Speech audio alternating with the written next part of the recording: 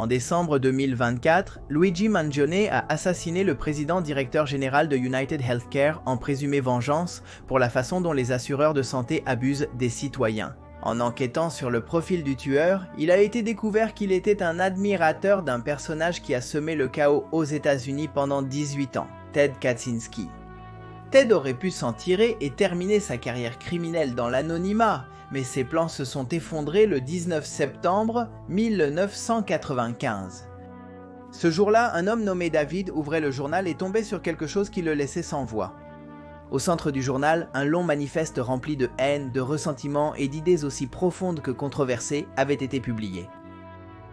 Il était signé par le bien connu Una Bomber, surnom donné au responsable de plusieurs morts.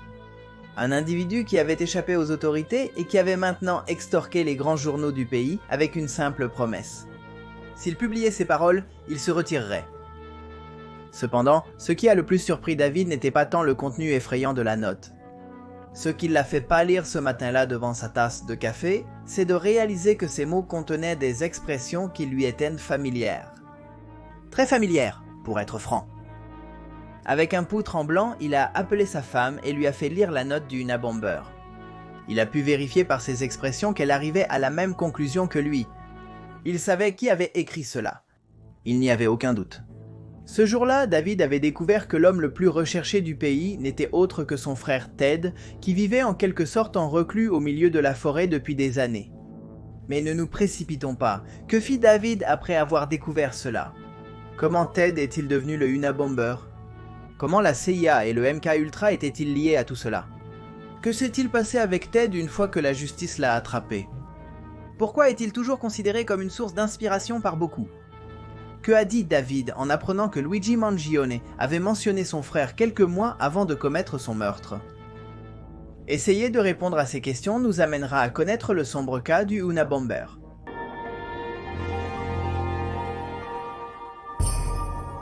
N'est un génie?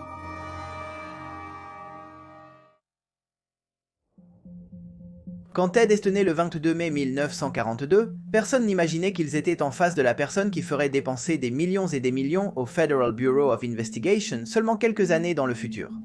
En fait, pendant près de 3 décennies, Ted n'a pas seulement évité d'éveiller des soupçons, mais tout le contraire. Dès son plus jeune âge, Ted Kaczynski a été considéré comme un enfant prodige, issu d'une famille polono-américaine. Le petit s'est rapidement distingué par son aisance avec les chiffres. Il était un peu réservé pour socialiser avec ses camarades, mais il avait indéniablement une sorte de don. Sa passion pour les mathématiques s'est démontrée bien au-delà des salles de classe. Chez lui, Ted ne manquait jamais une occasion de lire des manuels qui l'aidaient à comprendre de plus en plus ce monde qui le fascinait. Selon la croyance populaire, les enfants détestent les légumes et tout ce qui est lié à de longs calculs. Nous ne savons pas comment Ted s'entendait avec la nourriture, mais nous pouvons assurer qu'il aimait les défis, qui comprenaient des équations compliquées. À plus d'une occasion, les professeurs se sont montrés quelque peu sceptiques face à ses compétences précoces. Ils pensaient que le garçon trichait ou utilisait une astuce, mais ce n'était pas le cas. Ted pouvait passer au tableau en un clin d'œil, résoudre des problèmes qui désorientaient ses camarades. Tout doute à son sujet a été dissipé lorsqu'en 5e année, il a passé un test d'intelligence. On a alors su que Ted avait un quotient intellectuel plus élevé que la normale. De fait, il est bien plus élevé. Les conséquences de cela l'ont récompensé en lui faisant sauter plusieurs niveaux, plusieurs années de cours. Eh bien, même récompensé est une façon de le dire. Beaucoup plus tard, Ted réfléchirait à ce sujet et dirait que c'est là que son destin avait commencé à se tordre, précisément au moment où ils avaient commencé à le traiter comme un génie entouré de garçons plus grands. Rapidement, il est devenu l'objet de moqueries. Pour tout le monde, c'était une sorte de bête étrange et choyée par les autorités éducatives. S'il restait une petite chance pour Ted de s'adapter à son environnement, elle s'est brisée cette saison. Le jeune homme a commencé à développer une peur naturelle des autres personnes et sa mère a envisagé de l'envoyer dans une école spéciale. Cependant, tous ses professeurs continuaient à mentionner que son cerveau était quelque chose de fascinant, qu'il fallait lui donner l'opportunité de développer tout ce qu'il avait à l'intérieur. La vérité est que Ted a continué à sauter de plus en plus d'années, et à 16 ans, il était déjà diplômé de l'université. Non content de cela, il a obtenu son doctorat, et à 25 ans, il était professeur adjoint dans des institutions de grande renommée. Son cas a mérité qu'on lui fasse des notes, qu'on lui décerne des prix et que ses étagères soient remplies de mentions et de médailles. Il publiait également dans des revues scientifiques et ses thèses étaient étudiées comme si elles étaient écrites par des maîtres d'autrefois. Il a également battu des records de points et s'est même permis de trouver des solutions à des énigmes mathématiques qui rendaient fous les autres amateurs de chiffres depuis des années. On a même dit qu'il était probable que pas plus de 10 personnes aux États-Unis ne pouvaient gérer avec autant de plénitude et de précision son niveau d'abstraction. Rien ne semblait trop difficile pour lui. Rien, sauf vivre en harmonie avec les autres. Cela restait impossible. Même peu de gens savaient qu'en cherchant un endroit pour rencontrer des gens, Ted avait participé de 1959 à 1962 comme cobaye dans d'horribles expériences. Des expériences liées à la CIA et au MKULTRA?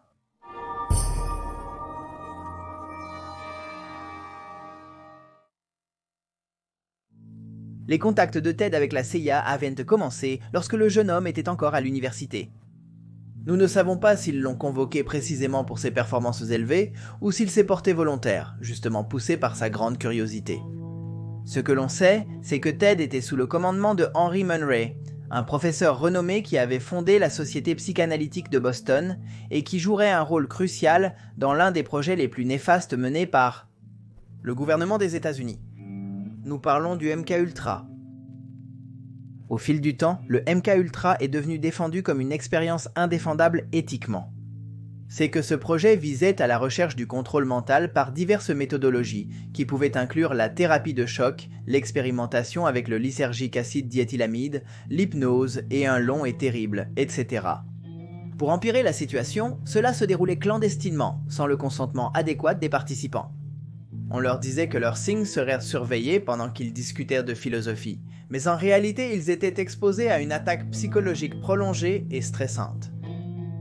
L'idée était de trouver un moyen de briser ces esprits afin de pouvoir trouver un endroit pour filtrer les messages ou les ordres subliminaux.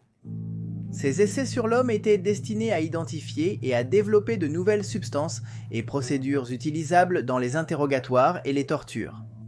Et qu'est-ce qui s'est passé ensuite ? Ted lui-même dirait qu'il n'y a rien d'important ou digne de mention. Mais la grande question est, n'est-ce pas ce que le sujet dirait si l'expérience s'était déroulée exactement comme ses supérieurs l'espéraient ?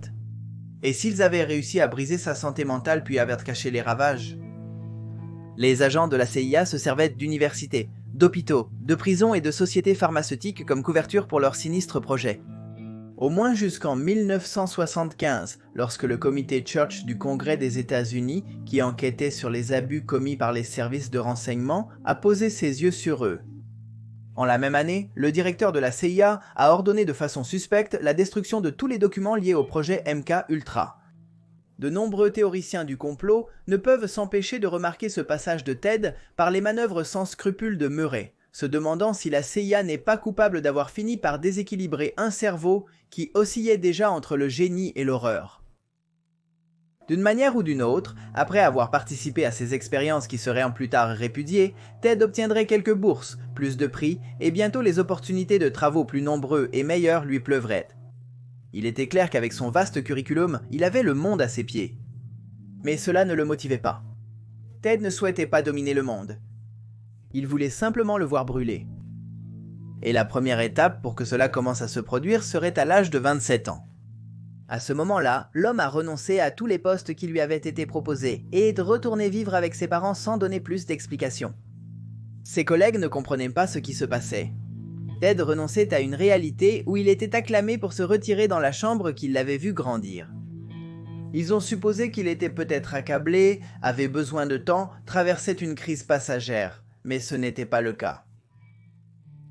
Ted ne serait plus jamais qui il était. À partir de ce moment, le Unabomber a commencé à se former. Un homme contre l'avenir. Après avoir passé 2 ans à vivre dans la petite résidence de l'Illinois et à travailler avec son père et son frère, un Ted silencieux a déménagé à nouveau.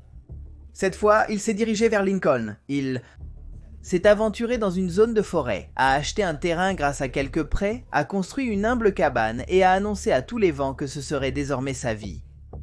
L'endroit n'avait ni électricité ni eau courante, donc une fois de plus, ses proches ont pensé qu'il ne faudrait pas longtemps avant que l'homme abandonne une idée aussi extrême. Mais tout comme Ted avait tenu bon en refusant de retourner travailler dans les universités où il avait été honoré, il a également tenu bon dans sa conviction de ne pas retourner à une vie plus conventionnelle. Ses quelques voisins proches se sont habitués à sa présence et à son mutisme. Ted avait les cheveux et la barbe longs. Il ne portait plus ses costumes qu'il portait pour donner des cours ou des conférences dans des bâtiments de luxe.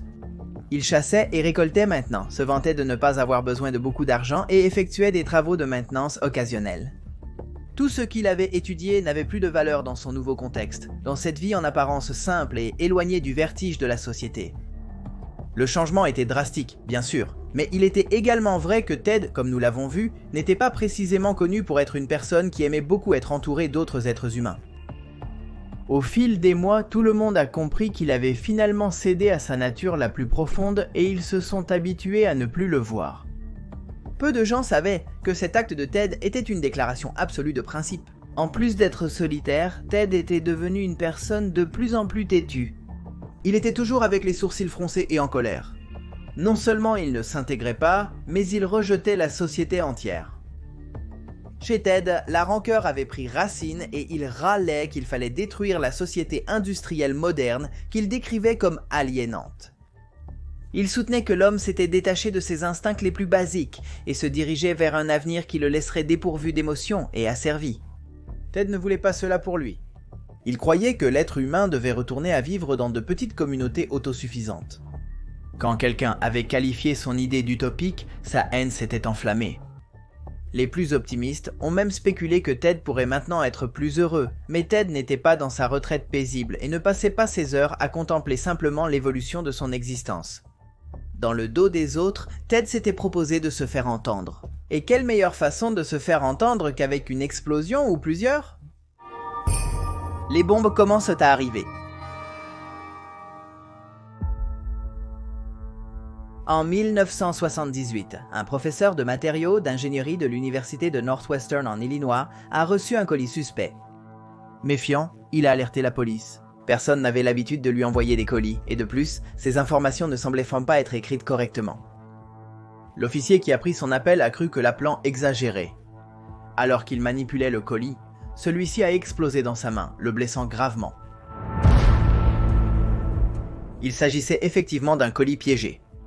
Les enquêtes ont commencé immédiatement. Pourquoi quelqu'un l'avait-il envoyé ? S'agissait-il d'une question personnelle spécifique au professeur ? Quel message cette bombe était-elle censée véhiculer ?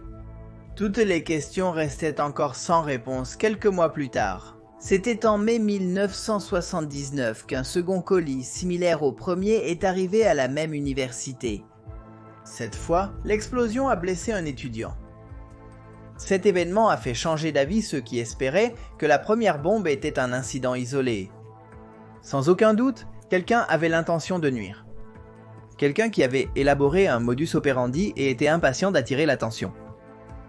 Cependant, la rupture définitive du cas est survenue avec la troisième bombe, 6 mois plus tard. Le colis n'est pas arrivé à l'université de Northwestern ni ailleurs. Le troisième engin explosif a été trouvé dans un avion allant de Chicago à Washington et a été découvert par hasard car il avait commencé à fumer. Si le minuteur n'avait pas échoué, cette bombe aurait explosé avec l'avion en l'air, causant une tragédie d'énormes proportions.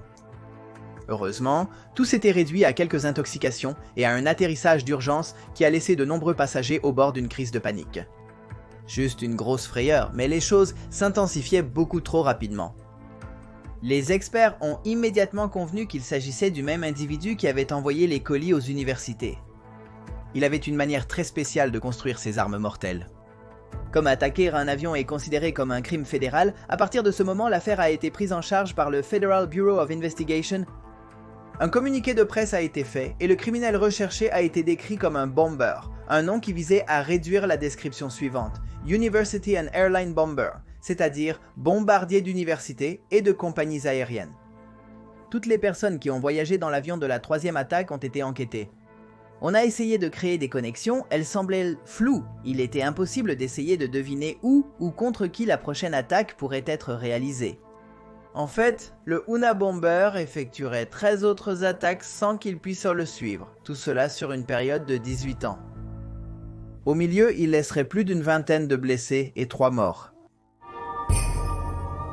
Règne de la terreur, Hugh Scruton, propriétaire du Rustic Computer Store, une entreprise de services informatiques de Sacramento, Californie, a trouvé un colis sur le parking de son magasin. C'était la matinée ensoleillée du 11 décembre 1985. Hugh avait longuement regardé le colis. Il savait qu'ouvrir un colis dont on ne connaît pas l'expéditeur est potentiellement dangereux, mais la curiosité l'a emporté et il a décidé de l'ouvrir. L'explosion l'a projeté dans les airs. Hugh est ainsi devenu la première victime mortelle de l'Unabomber.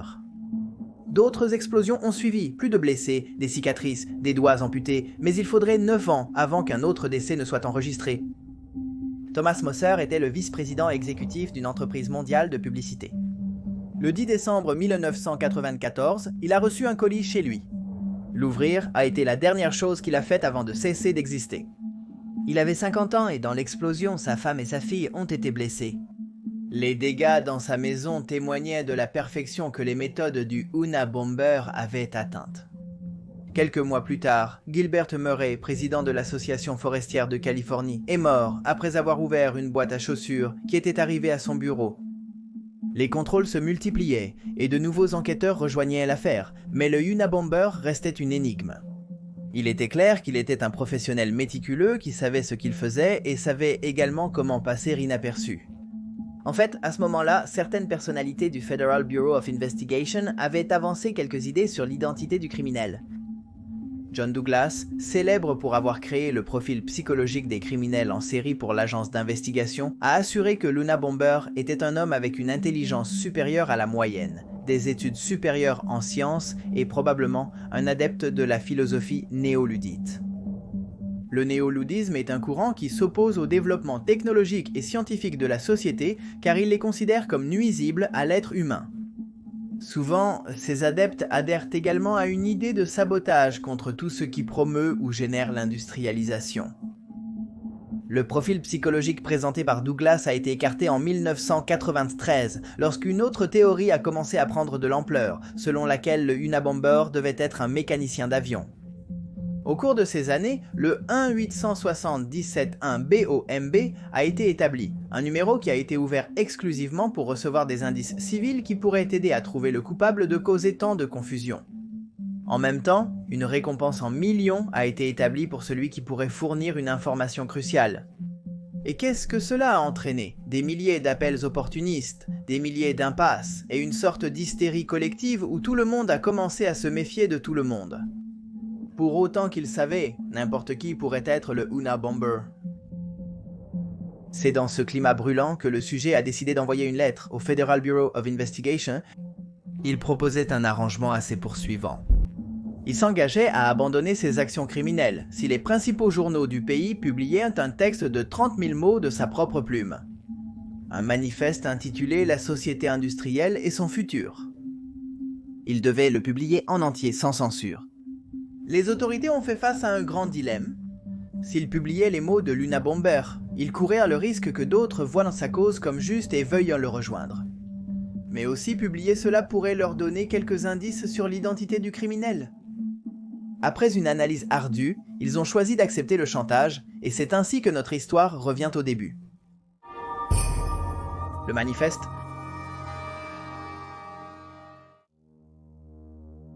Le Unabomber a signé son manifeste du nom de Freedom Club, Club de la Liberté. Dans celui-ci, il affirmait que la révolution industrielle avait été un désastre pour l'humanité et exhortait tous les hommes et femmes à se rebeller contre l'ordre établi, en revenant à un comportement plus naturel. Dans le texte, il faisait également référence aux personnes sursocialisées, qui répriment leurs inclinations, leurs émotions et qui ont honte lorsque leur comportement ou leur façon de parler sont contraires aux attentes imposées par l'extérieur. Sur cette base, l'Unabomber affirmait que la liberté était de plus en plus limitée et que bientôt, nous ne pourrions plus rien faire pour échapper à cette situation. Selon lui, nous étions très proches du point de non-retour. Comme prévu, le manifeste a attiré des adeptes et généré de nombreux appels téléphoniques. Beaucoup de gens étaient convaincus que ces expressions ressemblaient à celles d'un membre de la famille ou d'une connaissance. Toutes ces craintes étaient infondées, toutes sauf celle de David Kaczynski. David a lu quelques phrases et n'a eu aucun doute que c'était son frère qui les avait écrites. Il l'avait déjà entendu dire la même chose et utiliser les mêmes métaphores et formes. Il a fait part de la situation à sa femme et ils ont tous deux convenu qu'avant de porter l'accusation correspondante, ils devaient s'assurer de tout. C'est pourquoi ils ont engagé un détective privé pour enquêter sur Ted. En quelques semaines, l'enquêteur a pu localiser la cabane de l'homme et a pu rassembler quelques preuves confirmant que des explosifs y étaient fabriqués. Ensuite, David a appelé le Federal Bureau of Investigation pour négocier. Avec des avocats intermédiaires, il a dit qu'il allait livrer l'Unabomber en échange de l'assurance qu'il ne serait pas blessé lors du processus d'arrestation. Les agents ont analysé les preuves présentées, ont fait leur propre travail en comparant le manifeste publié et d'autres textes de Ted, et sont arrivés à la même conclusion que David. Ils étaient enfin parvenus à cet homme, qui était devenu un véritable casse-tête au cours des dernières décennies. Le 3 avril 1996, le Unabomber a été arrêté et son identité a enfin été révélée. Dernières années héritage. Les premiers tests psychologiques auxquels Ted a été soumis ont donné des résultats frappants. Il souffrait de schizophrénie et de paranoïa.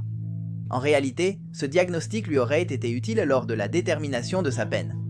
Cependant, l'homme a refusé d'être considéré comme un fou et s'est déclaré coupable, conscient et fier de toutes les accusations fédérales portées contre lui. Après avoir catalogué ses avocats et sa famille comme des traîtres, Ted s'était défendu seul, se montrant erratique et sans aucun remords. Il a saisi chaque opportunité qu'il pouvait pour continuer à exprimer ses idées anti-technologiques. La sentence contre lui s'est traduite par une peine à perpétuité qui devait être exécutée dans l'une des prisons de haute sécurité des États-Unis et du monde. Dans ce bloc de béton où résident les criminels les plus dangereux, il y a un module spécial où se trouvent, entre autres, le Chapo Guzman, les responsables de la planification de l'attentat contre le World Trade Center de 1993, certains cerveaux derrière le 9/11 et des espions qui ont travaillé en envoyant des informations secrètes à la Fédération de Russie. Ted est entré dans ce module complètement isolé. Cependant, ce qui pourrait être une torture pour beaucoup ne l'était pas tant pour lui. Après des années en prison, il a déclaré que le fait d'être loin de tout le monde et d'avoir la possibilité de méditer et de lire n'était pas si mal. Finalement, il avait tout ce qu'il désirait là-bas. Il a aussi étudié les langues, suivi des cours de psychologie et grâce à son bon comportement a pu écouter de la musique certains jours. À un moment donné, il a entamé une correspondance avec des centaines de personnes. En 2021, il a été transféré dans une autre prison de Caroline du Nord pour raison de santé. Il est décédé le 10 juin 2023, à l'âge de 81 ans. Il n'a jamais été très clair si c'était à cause d'une maladie ou parce qu'il s'est suicidé. Aujourd'hui, l'Université du Michigan archive les plus de 400 lettres qu'il a reçues et écrites. Dans toutes, on peut continuer à lire l'approfondissement de ses idées. La cabane qui a servi de laboratoire à Kaczynski est devenue depuis son arrestation en 1996 un objet de fascination publique et d'importance médico-légale. Elle a été entièrement déplacée vers différents entrepôts et a même été photographiée dans le cadre d'un projet artistique. Aujourd'hui, on pense que cette cabane, si petite mais si importante en signification, est en quelque sorte la représentation poétique de l'état mental de Ted. Luigi Mangione, l'homme que la police a identifié le 9 décembre 2024 comme le meurtrier du président-directeur général de United Healthcare, avait laissé une critique du manifeste de Kaczynski sur un site web. Là, il décrivait Ted de la manière suivante. Il est facile de le cataloguer rapidement et réflexivement comme le manifeste d'un fou, mais nous éviterions de nous confronter à certains des problèmes inconfortables qu'il identifie. Il est tout simplement impossible d'ignorer à quel point nombre de ses prédictions sur la société moderne se sont avérées clairvoyantes. Plus bas, il concluait sa critique ainsi. Ted était un individu violent qui a mutilé des personnes innocentes. Bien que ses actions tendent à être caractérisées comme celles d'un fou opposé à la technologie, elles ressemblent plus précisément à celles d'un révolutionnaire politique extrême. Après avoir appris que Luigi avait utilisé son frère comme inspiration, David est sorti pour parler devant les caméras de télévision et a demandé à ce que les actes violents ne soient ni romantiques ni normalisés, car ils ne sont destinés qu'à générer de plus en plus de destruction. Pour beaucoup, la controverse reste vive, et il y a dans les paragraphes fiévreux écrits par Ted beaucoup plus que ce qu'il semble. D'autres le voient comme une sorte de virus et espèrent qu'à terme son message cessera de se propager pour ne plus causer de mort. D'une manière ou d'une autre, il est clair que même si Kaczynski n'est plus en vie ou ne distribue plus de bombes, l'onde de choc de son héritage est toujours d'actualité.